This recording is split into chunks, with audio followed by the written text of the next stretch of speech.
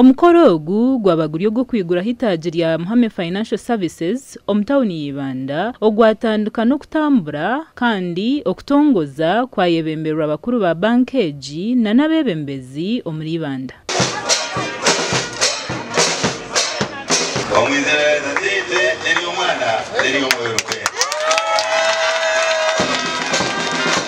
Moto yetu ya Muhame nejirangu United for Development okweterana hamwe abo kutunguka mwene ntubeta mwije mukwatansenetwe mweterane hamwe netwe tutunguke hamwe amagaga tunguke business tutunguke tugende mu misho Ibanda ntujumanya nk'abantu b'ubuhinzi kandi abantu bakunda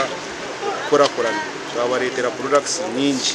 Ibanda muri abahinzi b'umwani twabaretera products z'umwani uza kuzidesigningire uko umwana uko kugenda season zanyu tuzimanya tware sente urebuke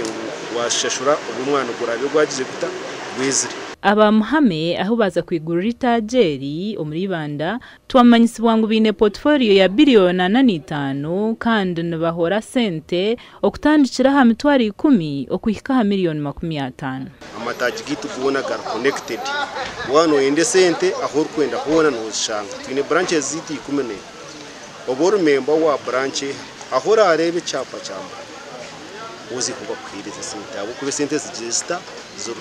iwe chikuru echo akapapara kuye isente karumu echikuno kwikayo kajutunywa amazina ganje nabanyetanaka echane cyo waheza kuzayo nubasa kuchikoreka tubino mu computer zone habaho nakagisha ako kwegesa abo abahika ha mukoro amazamba abanyibanda sente bazetaka kandi ko kutose twakira sakwe zindi kazachikara bapikozi n'izindi ndimwe twabakira abebembezi bagamba bimwe aha birungi ebirukwijana bankeji tujya umugisha kugira musako ya Muhame eyikirize kuri titani okurendo bahereza ni ati the people is very key neti tushukuru mnongo umuntu abe natambura kaza kuriya atokweza wa musiya nawe umuswahili natera kukazi kwenu kazi ato mu rugo rw'abanyibanda nyenda kubashaba twa bijaba tunga chance tube ambassadors branch ke kwizaha kiretereta ko yitu ya kurakurana kandi kiretera abantu banje bibanda bagira alternative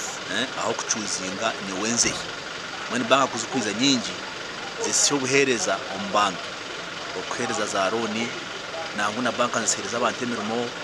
nangu za banka ziretera ichweka cyatunguka Gasha kwa Timothy Mushabe omuri Ibanda.